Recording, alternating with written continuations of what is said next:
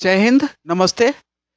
हम लोग इससे पहले क्लास में झारखंड के कालक्रम के बारे में जाना था, समझ लिए थे कालक्रम के बारे में। आज हम लोग देखेंगे झारखंड का धार्मिक धार्मिक आंदोलन। ठीक है, धार्मिक आंदोलन के बारे में समझेंगे। इससे पहले क्लास में हम लोग क्लास 9 तक चैप्टर कंप्लीट ऑलरेडी कर चुके हैं। आज देखेंगे धार्मिक आंदोलन, झारखंड की धार्मिक आंदोलन, झारखंड की धार्मिक आंदोलन में। ठीक है, हम लोग झारखंड के जो धार्मिक आंदोलन है, ये धार्मिक आंदोलन को हम लोग दो भाग में बांटते हैं। कितने भाग में? तो दो भाग में। ठीक है, धार्मिक आंदोलन कितने भाग में बांटते हैं? तो दो भाग में। ठीक है, इसको दो भाग में कौन कौन बांटेंगे? तो पहला जैन धर्म और दूसरा बौद्ध धर्म, बुद्ध धर्म। ठीक है, जैन धर्म और बुद्ध धर्म, जैन धर्म और बुद्ध धर्म। ठीक है, इस जैन धर्म के बारे में हम लोग पहले चर्चा करेंगे, उसके बाद चर्चा करेंगे बुद्ध धर्म के बारे में। जैन धर्म के बारे में हम लोग जानेंगे कि जैन धर्म जो हमारा, ठीक है, जैन धर्म में जो हम लोग का भगवान महावीर जो 24वां तीर्थंकर थे, ऐसे हम लोग का जो प्रथम से लेके टोटली 24 तीर्थंकर अभी तक ऑलरेडी आ चुका है जैन धर्म में। ठीक है, तो जैन धर्म में जो 24वां तीर्थंकर थे वो थे महावीर स्वामी। कौन से? महावीर स्वामी। महावीर स्वामी जब अपना ये क्या बोलते हैं, लोरे यादगा। कौन यादगा? लोरे यादगा। ठीक है, जैन धर्म में लोरे यादगा, ठीक है, यात्रा से जुड़े थे। ठीक है, ये लोरी यादगा जो यात्रा था, ठीक है, जो उससे जुड़े हुए थे, उसको एक जनजाति है, ठीक है, मुंडा। तो मुंडारी मुंडारी अर्थ में इसे कहा गया। ठीक है, मुंडारी अर्थ में इसे क्या कहा गया? लोरी यादगा को क्या कहा गया? तो लोरी यादगा को कहा गया आंसुओं की नदी।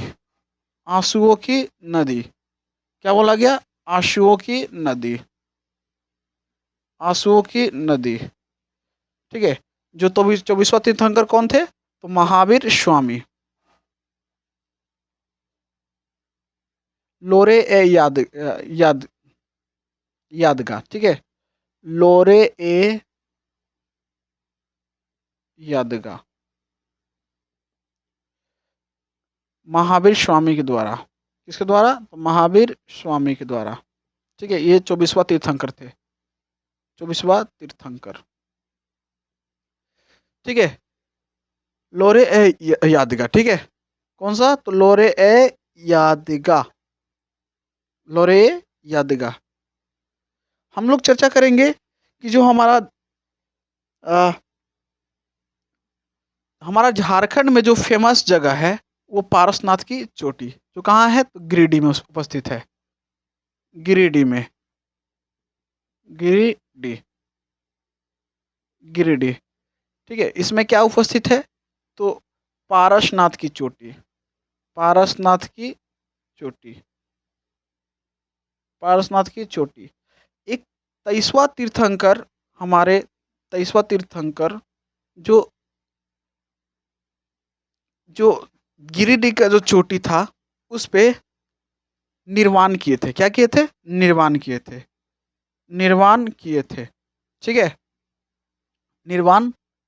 ठीक है, जो ज्ञान के प्राप्ति के लिए, विज्ञान की प्राप्ति किए थे। ठीक है, तो वो कौन सा चोटी था? ये चोटी था जो गिरिडीह का चोटी था, जिसका नाम इनके नाम पर जो 23वां तीर्थंकर आए थे उसका नाम था पारसनाथ। क्या नाम था? पारसनाथ, पारसनाथ, परशुनाथ। ठीक है, परशुनाथ भी बोल सकते हैं, परशुनाथ या पारसनाथ। ठीक है, तो इनके नाम पर ही इसका चोटी का नाम पड़ा पारसनाथ की चोटी। किसकी चोटी? तो पारसनाथ की चोटी। समझ आया? कौन सी चोटी? तो पारसनाथ की चोटी। ये कहाँ पे है? तो गिरिडीह में उपस्थित है। ठीक है, तो 23वां जो तीर्थंकर थे हमारे जैन धर्म के, वही जाके वहाँ क्या किए थे? तो निर्वाण प्राप्त किए थे, निर्वाण प्राप्त किए थे। निर्वाण प्राप्त किए, उसके बाद उस चोटी का नाम पड़ गया उन्हीं के नाम पर, पारसनाथ की चोटी। किस चोटी? तो पारसनाथ की चोटी। वो कहाँ पर है? तो गिरिडीह में उपस्थित है। जो इस चोटी का लंबाई है, ऊंचाई है, वो 1365 मीटर है। 1365 मीटर। उस चोटी का ऊंचाई कितना है? तो 1365 मीटर। कितना है? 1365 मीटर। उस चोटी पर कौन तपस्या निर्वाण निर्वाण प्राप्त किए थे? तो पारसनाथ। उसकी वजह से उस चोटी का नाम पड़ गया पारसनाथ की चोटी। कहाँ है? गिरिडीह में उपस्थित है। कोई दिक्कत? आगे बढ़े। ये 1365 मीटर। हम लोग आगे चर्चा करते हैं। तो जो हमारे जैन धर्म के तीर्थ यात्रा, तीर्थ माना जाता है, ठीक है, तीर्थ माना जाता है, वो पारसनाथ की चोटी को माना जाता है। पारसनाथ के चोटी का स्थल, पारसनाथ का चोटी का स्थल को माना जाता है। ठीक है, पारसनाथ के चोटी का स्थल को माना जाता है क्या? तो तीर्थ स्थल। कौन सा स्थल? तीर्थ स्थल। ठीक है। जैन धर्म का तीर्थ स्थल किसको माना जाता है? तो पारसनाथ के चोटी का स्थल, जो कहाँ है? गिरिडीह में उपस्थित है। कहाँ पर? तो गिरिडीह में उपस्थित है। इसके अलावा हम लोग देखेंगे तो यहाँ पर इसको जो पारसनाथ की चोटी है, उसको जैन धर्म में, ठीक है, जैन धर्म में, जैन धर्म में मक्का क्या बोला गया? मक्का बोला गया। क्या बोला गया? मक्का बोला गया। ठीक है, क्या बोला गया? जैन धर्म का मक्का कहा जाता है। क्या कहा जाता है? मक्का। यानी कि जो जैन धर्म का, जैन धर्म को, ठीक है, जैन धर्म को क्या बोला जाता है? तो मक्का बोला जाता है। क्या बोला जाता है? तो मक्का। ठीक है, जैन धर्म को क्या बोला जाता है? तो मक्का बोला जाता है। जैन धर्म को क्या बोला जाता है? तो मक्का बोला जाता है। कोई दिक्कत? जैन धर्म को क्या बोला जाता है? तो मक्का बोला जाता है।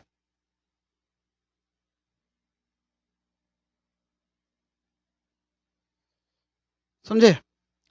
जैन धर्म में क्या बोल रहा है? इसको माना गया मक्का, मक्का माना गया। ठीक है। देखिए, जो पारसनाथ की चोटी है, ये 23वां तीर्थंकर निर्वाण प्राप्त किए, इसलिए इसका नाम पारसनाथ की चोटी पड़ गया। इससे पहले, इससे पहले 20 तीर्थंकर और हैं। कितने तीर्थंकर? 20 तीर्थंकर। ठीक है, तीर्थंकर जो निर्वाण प्राप्त किए हैं। क्या प्राप्त किए हैं? निर्वाण प्राप्त किए हैं। कौन चोटी पर निर्वाण प्राप्त किए हैं?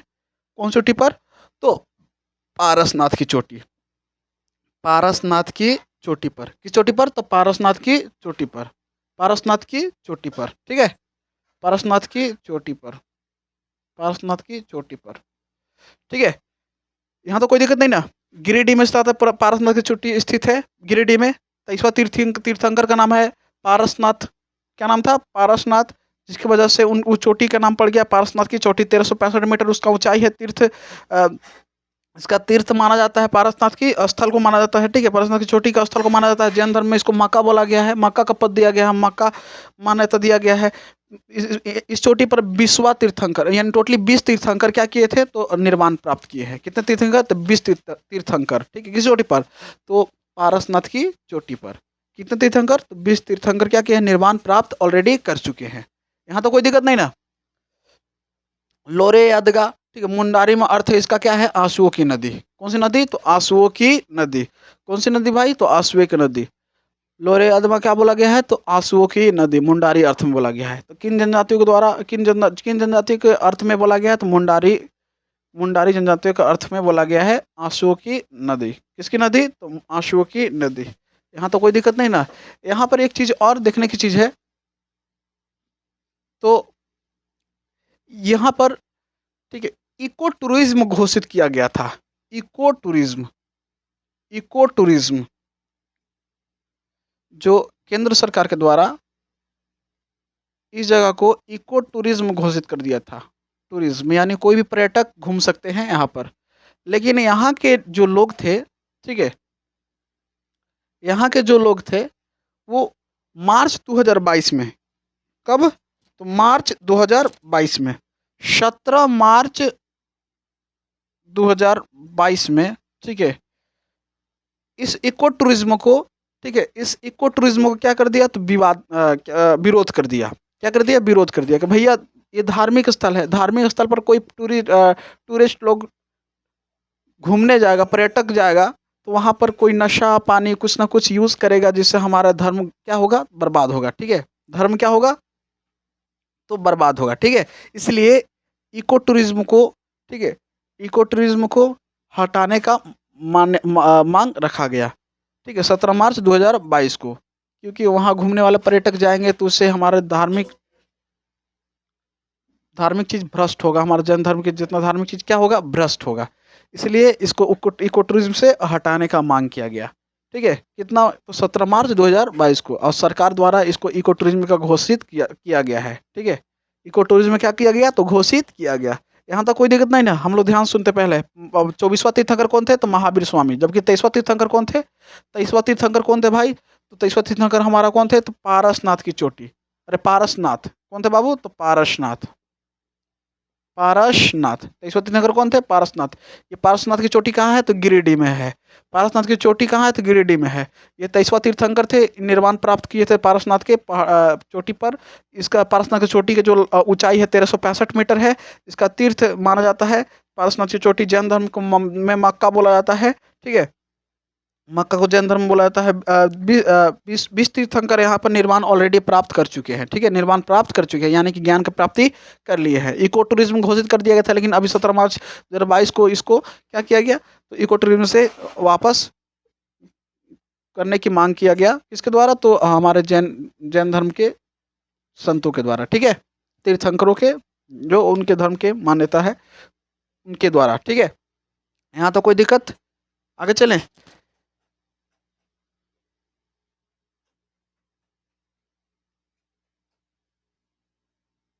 कोई दिक्कत नहीं। नेक्स्ट हम लोग देखते हैं किसके बारे में? तो हमारा और कि जो यहाँ पर एक क्षेत्र है। ठीक है? धनबाद के क्षेत्र, जिस क्षेत्र में एक गांव है मानभूम। मानभूम। कौन सी गांव? तो मानभूम। मानभू जो क्षेत्र है, मानभू जो गांव है, वो कहाँ है? धनबाद में है। धनबाद। धनबाद में ये मानभूम पड़ता है। मानभूम में ये जैन जैन धर्म के सभ्यता की संस्कृति को, जैन धर्म सभ्यता की संस्कृति का केंद्र माना गया था। क्या माना गया था? केंद्र माना गया था। ठीक है? तो जैन धर्म की सभ्यता की संस्कृति का, जैन सभ्यता संस्कृति का, सभ्यता संस्कृति का क्या माना गया था? केंद्र माना गया था। कहाँ पर? तो मानभूम। कहाँ था? मानभूम। इसके अलावा हम बात करते हैं कि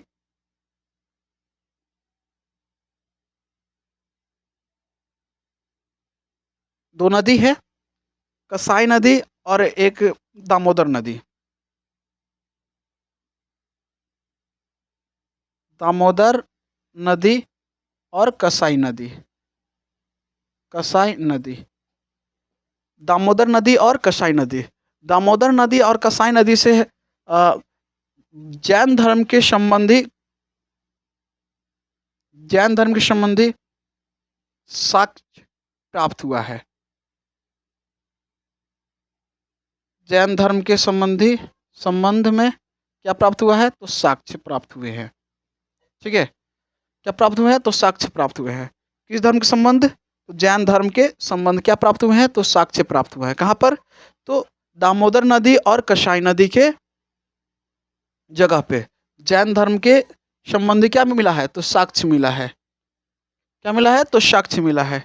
इसके अलावा हम लोग बात करते हैं तो एक पलामू का गांव है हनुमांड। कौन गांव? तो हनुमांड। कौन जगह है? तो हनुमांड। पलामू में एक क्षेत्र है, एक गांव है पलामू में। ठीक है? पलामू में एक गांव है जिसको बोला गया हनुमांड गांव। हनुमांड गांव।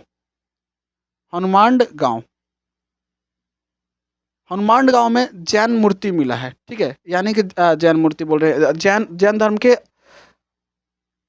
स्थल जैन धर्म के स्थल का क्या मिला है? तो साक्ष्य मिला है।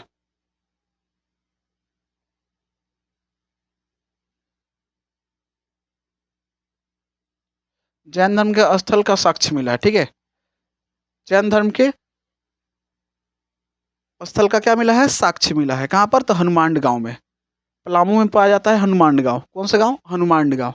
जैन धर्म के क्या है? तो साक्ष्य मिला है। कहाँ पर? तो हनुमांड गांव में। स्थला पर क्या मिला है? साक्ष्य का प्राप्ति हुआ है। कहाँ पर? तो हनुमांड गांव। पूजा स्थल का प्राप्ति हुआ है। ठीक है? क्या है? तो जैन धर्म के पूजा स्थल का क्या हुआ? प्राप्ति हुआ है। पूजा स्थल। पूजा स्थल की प्राप्ति हुआ है हनुमान गांव में। कहाँ पर? तो हनुमान गांव। इसके अलावा हम लोग नेक्स्ट चर्चा करते हैं तो सिमभूम के क्षेत्र में, सिमभूम के क्षेत्र में, सिमभूम एक गांव है,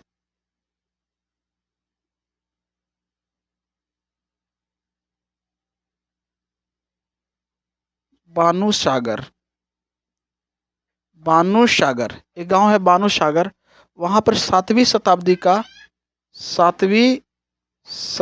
का क्या मिला है? तो जैन मूर्ति मिला है, जैन मूर्ति, जैन मूर्ति मिला है। 7वीं शताब्दी की क्या मिला है? तो जैन मूर्ति का अवशेष मिला है। ठीक है, यहाँ पर पूजा स्थल का अवशेष मिला है हनुमान गांव में। दामोदर नदी और कसाई नदी में जैन धर्म के संबंधित अवशेष मिले हैं। ठीक है, हनुमान गांव में पूजा स्थल का अवशेष मिले हैं। 7वीं शताब्दी का जैन मूर्ति कहाँ मिला है? तो बानुसार, बानुसार गांव में। ठीक है, कौन सा? तो बानुसागर गांव। कौन सा गांव? तो बानुसागर गांव। कौन सा गांव? तो बानुसागर गांव। इसके अलावा एक जगह है शरक, बानुसागर जो गांव में जो जैन लोग रहते थे। ठीक है, बानुसागर गांव में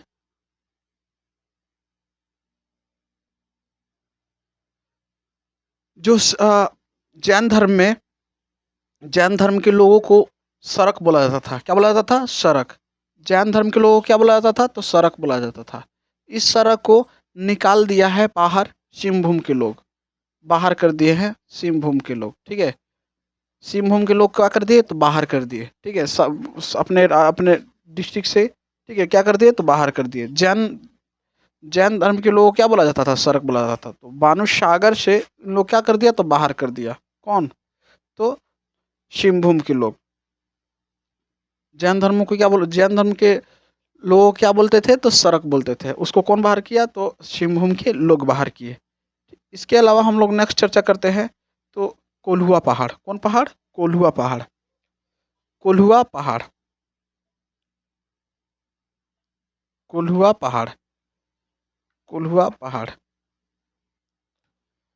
कोल्हुआ पहाड़। हम लोग इधर देख लेते हैं।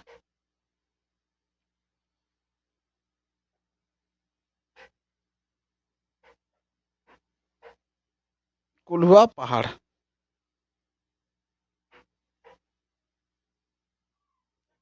कोल्हुआ पहाड़, कोल्हुआ पहाड़ कहाँ स्थित है? तो चतरा में स्थित है। कोल्हुआ पहाड़ कहाँ स्थित है? तो चतरा में स्थित है। यहाँ पर जैन धर्म, जैन धर्म और बुद्ध धर्म, बुद्ध धर्म दोनों से संबंधित ये पहाड़ है।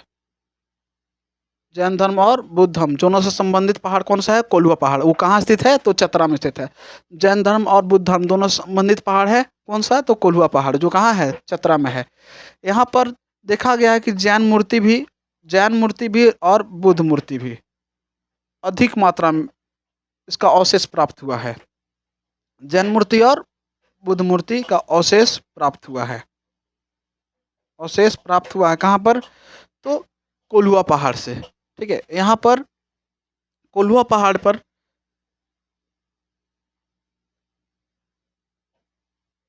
10 तीर्थंकर, 10 तीर्थंकर क्या, तीर्थंकर का मूर्ति विद्यमान है, मूर्ति विद्यमान है।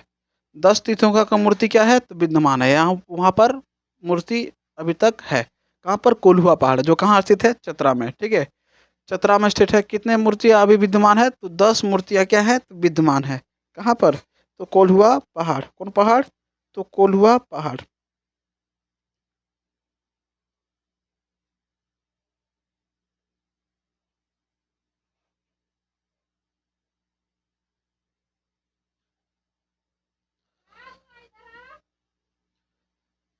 ठीक है, 10 तीर्थंकर मूर्तियाँ विद्यमान है। इसके अलावा हम चर्चा करेंगे किसके बारे में? तो हमारा जो 10वां तीर्थंकर थे, जो हमारा 10वां तीर्थंकर थे, वो 10वां तीर्थंकर यहीं पर ज्ञान की प्राप्ति किए थे। ठीक है, ज्ञान की प्राप्ति किए थे 10वां तीर्थंकर, जिसका नाम था शीतनाथ। क्या नाम था? तो शीतनाथ, शीतनाथ। ठीक है, शीतनाथ। शीतनाथ 10वां तीर्थंकर हैं। ज्ञान का प्राप्ति कहाँ हुआ था इनका? तो कोल्हुआ पहाड़ पर। इसके अलावा 9 तीर्थंकर क्या किए हैं? तो वहाँ पर स्टैचू उनका ऑलरेडी बना हुआ है, इसका अवशेष मिला है। 10 नहीं, सॉरी 9। कितने हैं? तो 9। 9 तीर्थंकर क्या है? तो मूर्ति वहाँ मिला है। किस पहाड़ पर? तो कोल्हुआ पहाड़। कौन से पहाड़? कोल्हुआ पहाड़। इसके अलावा शीतनाथ 10वें तीर्थंकर थे। कौन से तीर्थंकर? तो 10वें तीर्थंकर, जिनका नाम था शीतनाथ। वो ज्ञान की प्राप्ति किए थे कहाँ पर? तो कोल्हुआ पहाड़। कोल्हुआ पहाड़। कौन सी पहाड़? तो कोल्हुआ पहाड़। कोई दिक्कत? ठीक है, यहाँ तो कोई दिक्कत नहीं ना। कोल्हुआ पहाड़ के बारे में देखेंगे तो चतरा में स्थित है, जैन बुद्ध धर्म से संबंधित है। जैन बुद्ध का अवशेष, जैन जैन मूर्ति और बुद्ध मूर्ति का अवशेष प्राप्त हुआ है। 9 तीर्थंकर का मूर्ति लगा हुआ है। शीतनाथ जो 10वां तीर्थंकर थे, यहाँ पर क्या किए थे? ज्ञान की प्राप्ति किए थे, ज्ञान की प्राप्ति किए थे। इसके अलावा हम चर्चा किए कि इको टूरिज्म को खत्म करने का 17 मार्च 2022 को मांग रखा गया है किनके द्वारा? तो जैन जैन धर्म के लोगों के द्वारा। मानभूम में क्या है? तो हमारा जैन धर्म के सभ्यता संस्कृति का केंद्र था मानभूम में, जो धनबाद में स्थित है।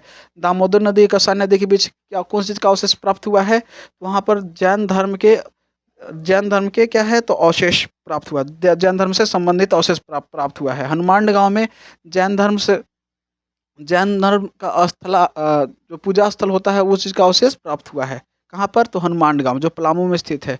सिंहभूम के क्षेत्र में देखेंगे तो बानू सागर। कौन सा सागर? तो बानू सागर, जो हाँ 7वीं शताब्दी का जैन मूर्ति का अवशेष प्राप्त हुआ है, जिसको हम लोग जैन धर्म के लोगों को सरक बोलते थे। उस सरक को सिंहभूम से क्षेत्र से भगा दिया सिंहभूम के रहने वाले लोग। ठीक है, इसके अलावा हम लोग चर्चा किए थे गिरिडीह में पार्श्वनाथ की चोटी पाया जाता है। इसका इस पे 23वां तीर्थंकर ज्ञान की प्राप्ति किए थे, जिसको बोलते हैं हम निर्वाण कहते हैं, निर्वाण की प्राप्ति किए थे। उसके अलावा 20 तीर्थंकर और भी थे, वहाँ पर निर्वाण की प्राप्ति किए थे। 23वां तीर्थंकर के नाम पर इस चोटी का नाम पारसनाथ की चोटी पड़ा। इसकी ऊंचाई होती है 1365 मीटर, 1365 मीटर। यहाँ पर इनका तीर्थ माना जाता है। कौन सा? तो कहाँ का तीर्थ माना जाता है? तो पारसनाथ की चोटी। इनको इस धर्म के मक्का भी बोला गया है, मक्का से संबंधित मक्का भी बोला गया है। यहाँ तो कोई दिक्कत नहीं ना। लोरे यदगा मुंडारियत में क्या बोलेंगे? आशुओं की नदी, जो एक यात्रा था किनका? महावीर स्वामी का। ठीक है, जो महावीर स्वामी हमारे जैन धर्म के 24वां तीर्थंकर थे। यहाँ तक क्लियर हो गया ना? कोई दिक्कत नहीं ना? अब नेक्स्ट क्लास हम लोग कल देखेंगे। जय हिंद।